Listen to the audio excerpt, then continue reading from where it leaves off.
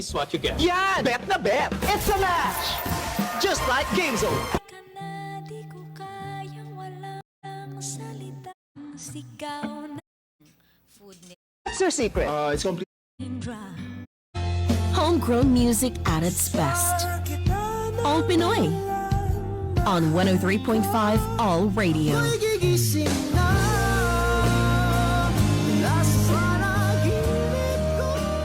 On All Pinoy, the powerhouse voice of Gigi Delana shines with her latest hit, Ulap, a stunning collaboration with Ben and Ben. Full of emotion and soul, this song captures love, loss, and hope in every note. Let's welcome Gigi Delana on All Pinoy, only here on All Radio 103.5.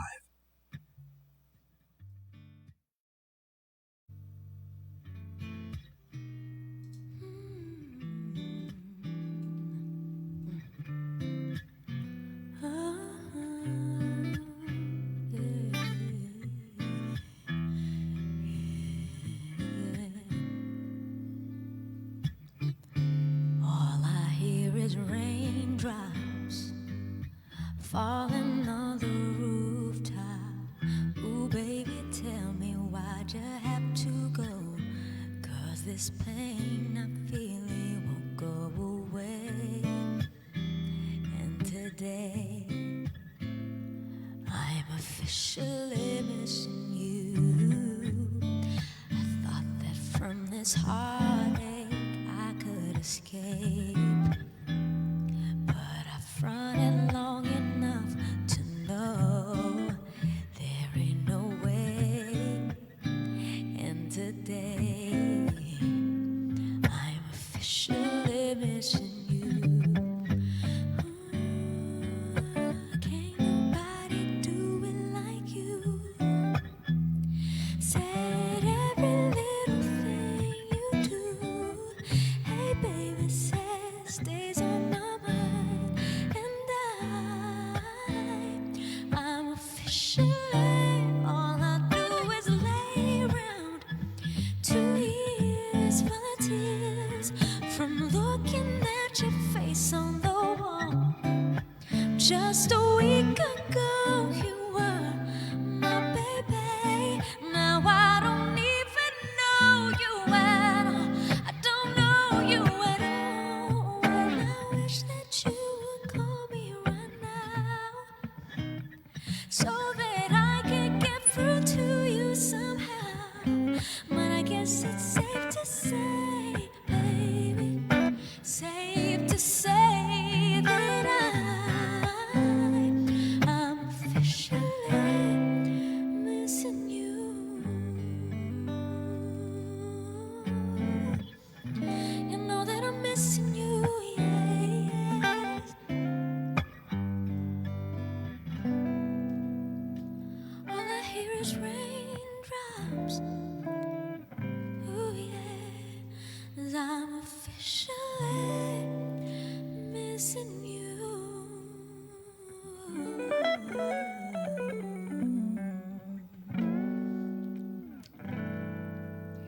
Hello mga ka-All Pinoy, this is DJ Rap at andito na naman po tayo sa isang special live session dito lang sa All Radio 103.5. We are live on air via Facebook and our official website and also on Planet Cable TV, Channel 3. Pwede ko na itapos yung interview. Tapos na. Grabe. But sige, I will continue. Kasama po natin ngayon isa sa pinakamahusay ng boses ng OPM po ngayon. At kaya ko talagang sabihin with confidence, a real generational talent. And I don't say that lightly. Guys, welcome to the studio, Gigi Delana. Hi everyone. Hi All Radio. Thank you for having me. Thank you. Ay, thank you, Gigi. Alam ko may bago kang single, but before Yes. we dive in, naniniwala kasi talaga ako sa time is of the essence. So kung pwede, didiretso na po talaga ako sa mga mabibigat at crucial na tanong. Kasi kagabi pa ako di makatulog eh. Gabi pa. Gigi, paano mo naaalagaan ang 33 na mga pusa mo? Actually, ano na sila ngayon? They are 27. Kasi yung iba pina-adopt ko. Paano ko sila naaalagaan? Meron akong hinire na 3 caretaker nila. Kasi Okay. para mas maalagaan sila, mas ma-monitor. Tapos yung caretakers ko yung nagluluto talaga ng food nila. So, yung food nila, gusto ko lang sa mga cat lovers din dyan or pet lovers, mas okay pala talaga ang cook food sa kanila kesa yung Pellets. yung pellets. Kasi parang na-research ko to na parang sa tao, parang kumakain ka ng cereal everyday, yun lang yung kinakain mo. Cereal. Processed food. So nalalaman din nila. Yes. Oh, okay. Tapos, since kahit 32 or 26, napapansin mo, nagsiselos ba sila? Sino? I mean, yung kung Mga alam nila, pusa uy, ko?" parang kami yung kulang sa attention, parang, ba't kami today 10 minutes lang, yung iba mas nabibigyan ng pansin. Actually, hindi naman. Kasi yung cats ko, lahat naman sila, hindi, actually, lahat sila parang galit eh. Parang galit sila sa isa't isa, pero hindi naman, I think, hindi naman sila nagsiselos. Sweet sila lahat eh. Almost lahat sila sweet. Okay, at least, diba? So, kasyang-kasya lahat. May ano ka na Yes. agad. May army ka na agad. And I have one dog din I have one golden retriever. Talaga Yes, ba? yes, super sweet at saka sobrang bait sa mga pusa ko. Yun ang favorite dream dog, golden retriever. Golden? Lalo nang nauuso na yung term na golden retriever energy. Kasi malambing talaga sila. Yeah, super May nakita ko isang golden retriever, sinamahan niya yung owner. Pareho silang nag-yoga. As in, nakakagawa ng pose yung... Ay, parang nakita ko to. Sa ano ba to? Sa Reels? Yeah. Yeah. Oh, sabi ko, my God, kayo na ang breed of the year. Golden retriever. So, tawag dito, sa journey mo so far, bilang isang artist, bilang isang tao, what's something about the process na before talagang di mo gustong gawin, but now with experience, with 2020 hindsight, nakikita mo na yung value at na-appreciate mo na, okay, part to ng process eh. Okay. Yung process kasi na pinagdadaanan ko before is hindi pa siya ganun ka, paano ko may explain, hindi ko siya maintindihan pa. Kumbaga parang pinifeed sa akin, pero hindi ko magets bakit ko kailangan gawin. Okay, example, doing my own song, my originals. Parang sinasabi na you have to do your own songs para mapakita mo sa tao kung ano yung story mo, or basta makagawa ka lang para mag-hit, ganun, or para sumikat, ganyan. Hindi pala para lang sumikat eh. Or hindi lang para makilala yung story mo. It's lifestyle and being an artist. Kasi passion ko yun eh. Hindi lang naman ako dapat kumakanta lang or kumakanta ng mga covers. I have to do something na mafe-feed din yung passion ko.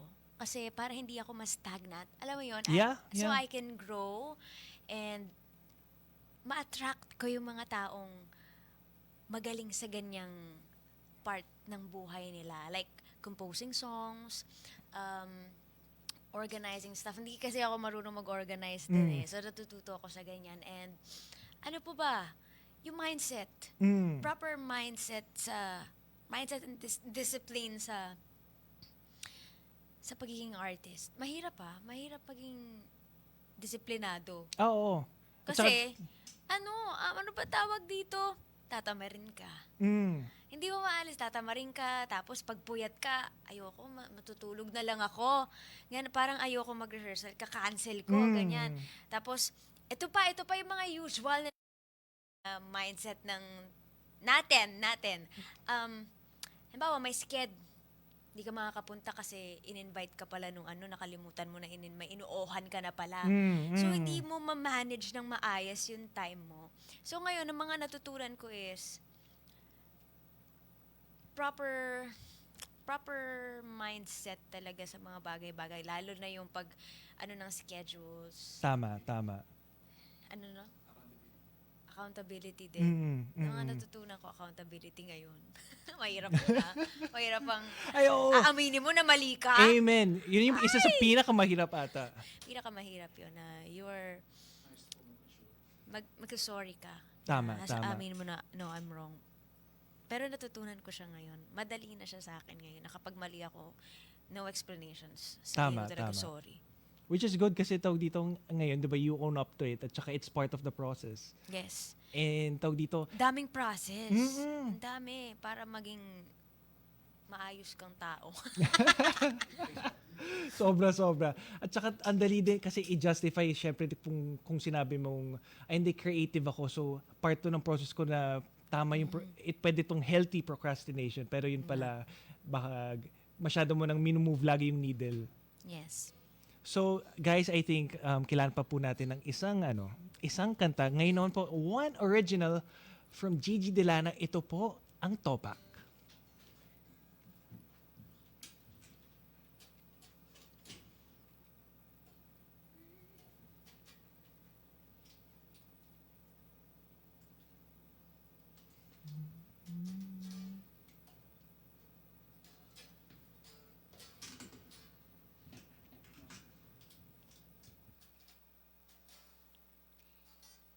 So thank you sa pag-ano ng Topak.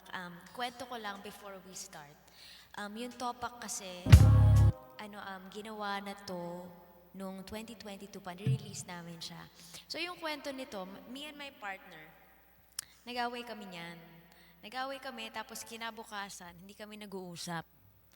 Tapos, gusto niyang mag-jogging. So ang ginawa niya, nag-jogging siya. Habang nag-jogging siya, may naisip daw siyang kanta. May tono na, tapos nagagawa niya na yung lyrics. Tapos, pagbalik niya sa bahay, ginising ako. Oy, gumawa akong kanta. Galit pa din ako Galit pa din ako sa kanya. O ano yan?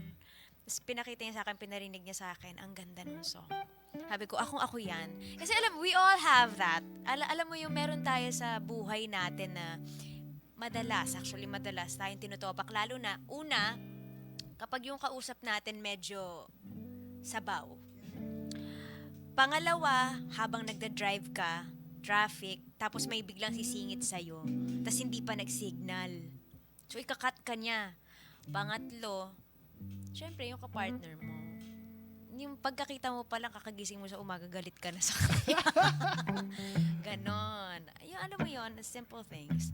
So, everyone, this is Topak, and I know makaka-relate kayo lahat dito. And enjoy listening.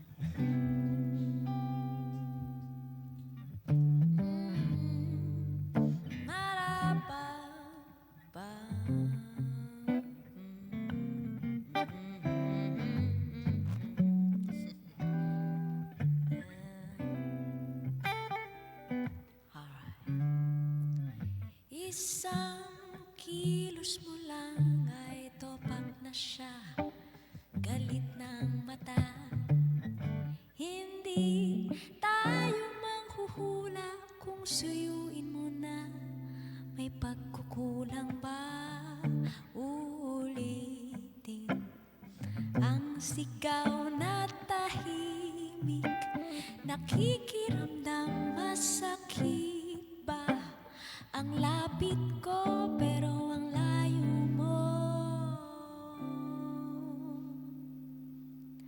Pangumagahang tampuhan hanggang sa gabi walang pansinan. Minsan masarap ang katahimikan. Dito ka, halika na, di ko kayang walang salita. Walang tama o mali kapag nag-usap na, basta ay tama ka. Hindi maiaalis na masasabi mo, teka ayoko na. Uulitin ang sigaw na tahimik, nakikiramdam masakit ba? Ang lapit ko pero ang layo mo. Pangumagahang tampuhan hanggang sa gabi walang pansinan. Minsan masarap ang katahimikan. Dito ka, halika na, di ko kayang walang salita. Natitiis ang mga labi mo, simulan ko na ang pagsuyo ko, walang mintis. Paglapitan ka, nag-away ba, kalimutan na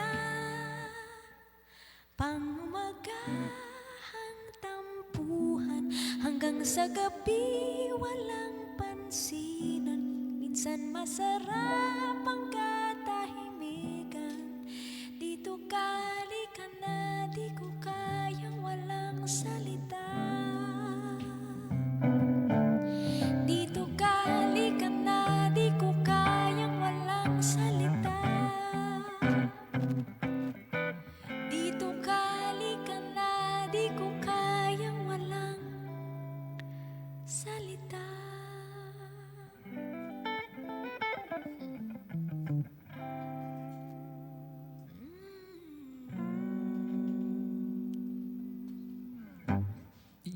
Yun po ang topak. Alam mo, first time ko lang ata naka-experience ng ganong kanta.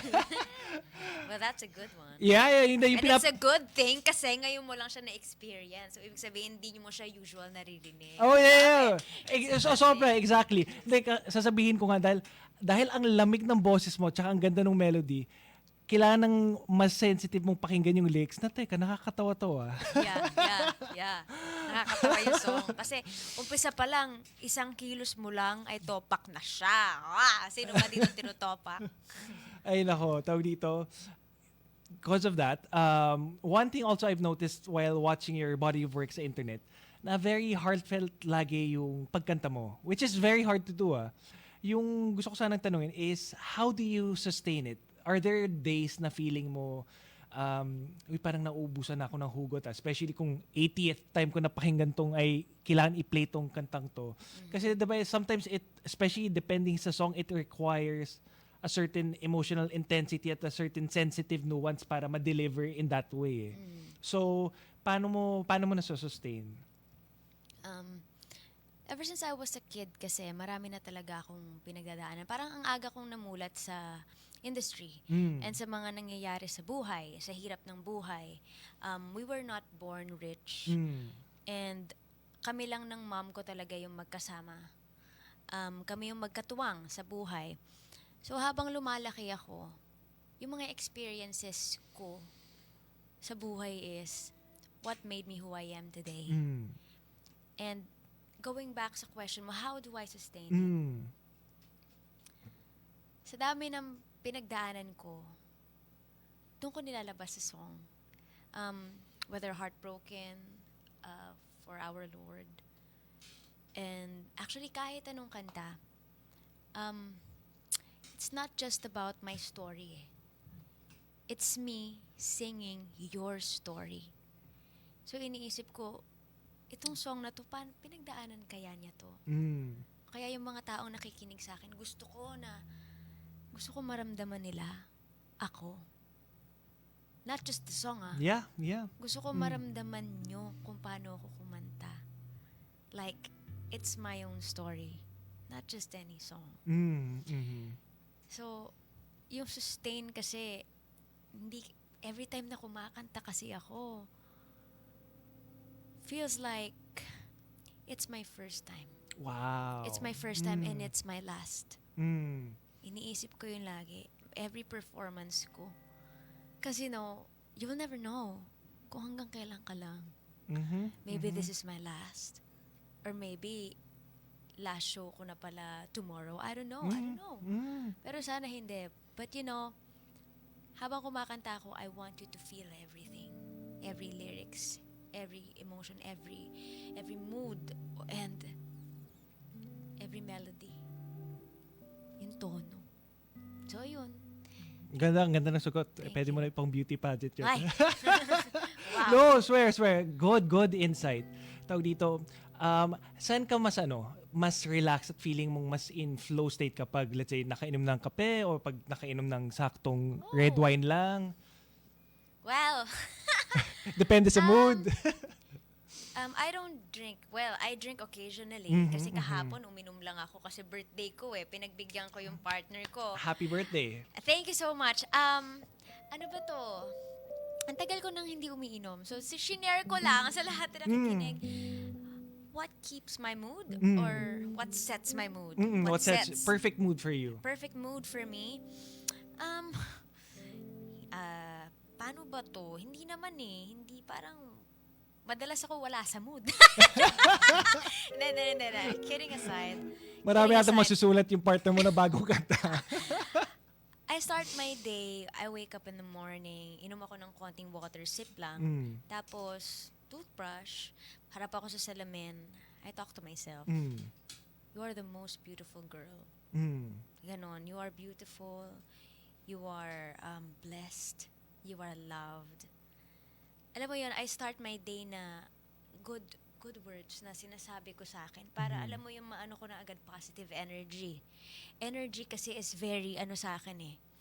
Ano ba yun? Parang energy is very important sa akin and yung aura ko. So kailangan ko siya i-manifest pa lang, morning pa lang. And are you familiar sa mga chakras? Not super, pero yeah, I've heard of it. I do this. Okay. Connection kasi siya. So, may mga moments na I don't know if nakikita ako ng mga fans ko or kung sino man, before I perform or before I do something, I do this and then I do that. Ganyan ako. Connection siya sa higher ups, sa paano ko ba maano to? Parang universe. Yeah. Kailan mo to nasimulan? Yung parang part na siya ng personal ritual mo before mag-perform? Yung ganon. Since 2020. Oh, okay. Para siyang meditation na 5 minutes meditation before I perform. Tapos, I pray. Tama. I pray that yun yung mga nag-set ng mood ko. I pray, I talk to my mom, which is nasa heaven na siya. And, ano pa? I vocalize din. Tama. I vocalize. That's really important eh. Hindi ko alam kung napapansin mo kanina. Yeah, oh. Di kaya nga ganun tahimik ako. ko. Ayoko makadisturb ka ako. Yeah. So, ayun. Did I answer your question? Yes. Meron Hindi, pa. may follow-up to. Honey. Sige. Honey. I drink honey. Yung talagang Pure. pure honey. Kasi it lubricates my throat and of course, anti-inflammatory siya and antibacterial. Oh, talaga? Good. Yes. So very holistic, hindi lang for your hindi lang for your mindset at mood, pero pati for the body, maganda talaga yung Meron pa may share pa ako. Go. Fermented garlic na nakababad sa honey. Ah, talaga? It's good for your body.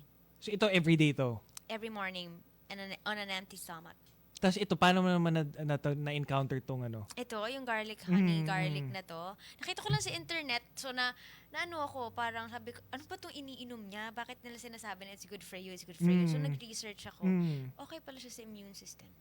Tapos, okay siya sa gut healthy. Talaga? Yes. I thank you for those advice. Dito, iba talaga yung pwede mong mahanap sa internet. Yes, ang dami mong makikita Ay, sobra. ngayon. Lahat na nandun. Okay na, wag na tayo lumabas ng bahay. Ito, I'm just kidding. dito, Gigi, konting roleplay lang tayo para since sinabi mong to set the mood, ang dami mong magagandang rituals. Just imagine na nasa perfect mood ka na, you're in the zone, flow state, tapos sinasabi ni Lord, okay, Gigi, you're a phoenix reborn since feeling namin may bago kang gustong i-open na chapter sa buhay mo, tapos biglang pwedeng magsalita yung mga pets mo. Tapos tinanong ng pets mo sa'yo, Gigi, right now in your life, parang what kind of sound and style are you trying to pursue? Ako yung pusa yung nagsasalita. Sabay-sabay sila. Ang cute na. Sorry, nakyutan ako. Ganun talaga ako pag nakukyutan ako sa pets.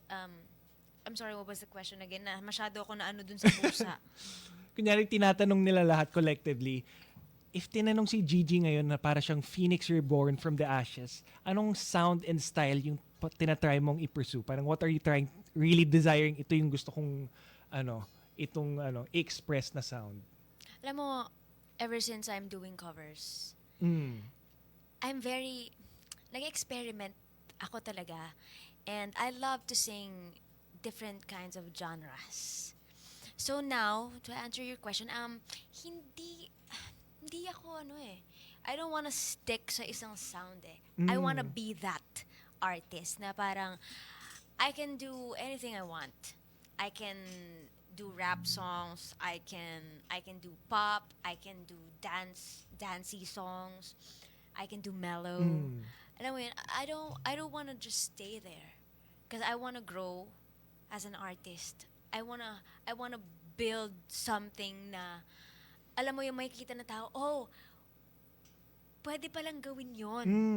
Na hindi ka pala pwedeng mag-stick, na hindi ka lang, kung ano yung alam mong gawin, doon ka lang. Tama, No, tama. no, don't stick sa ganun. Do what you want, pero kailangan align ka. Kailangan align ka sa goal mo, kailangan focus ka doon. And kailangan hindi ka magulo ng iba. So you have to cut the noise. Ang daming noise sa Oh, yeah. paligid. You know that. Yeah, yeah. Daming noise sa ganyan. Huwag mong gawin yan kasi ganito, ganyan. Wag na natin ituloy kasi mas masaya dito. Wag, no. Or pag- Kailangan mo rin lumabas sa bubble mo eh. Yeah, Kailangan yeah. putukin yun. Yes, you know? You know what I'm talking about? Para alam mo yun, pag may dumating na opportunity sa'yo, kaya mo siyang kunin.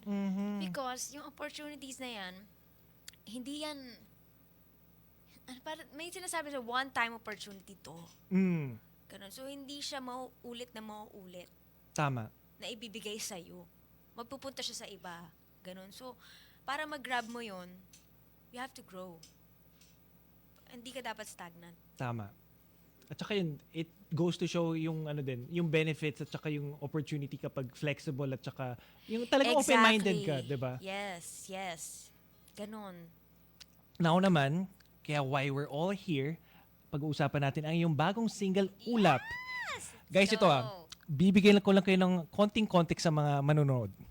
Ako naniniwala talaga ako na luck is a very important component sa buhay. Diba? Sometimes we're lucky, Yes. sometimes we're not. But I'm happy to announce na today, binless tayo ng music gods na merong ganitong klaseng collaboration. Sa akin kasi pagdating yung sinabing ni Gigi Delana x Ben and Ben, yung parang sinabi mong peak ng Eraserhead / Bamboo at / Sponge Cola may album. Wow.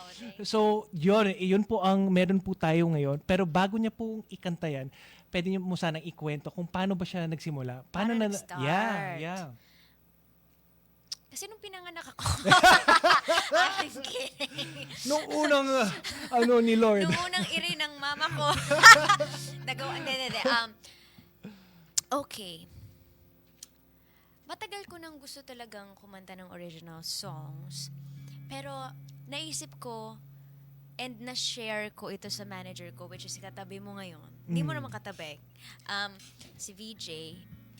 Nasabi ko na sa kanya na, VJ, gusto kong kumanta ng original song na kahit hindi ako yung nag-compose. Kasi si Whitney Houston, Mariah Carey, all of the great artists na well-known ngayon and pinapakinggan natin, some of their songs, hindi naman sila yung nagsulat. It was written for them. So, sinabi ko yun, kinento ko yun kay VJ. And nung perfect timing, grabe no yung timing, grabe yung universe. Nung time na yon si VJ, ka-work niya si Miguel and Paolo, the Benjamins. And nung time na yon siya yung voice coach. Tama ba, voice coach, no? Tas sakto, nung sinabi ko yun, sinabi niya kay Miguel and Pao na, collab naman kayo. Collab naman kayo ni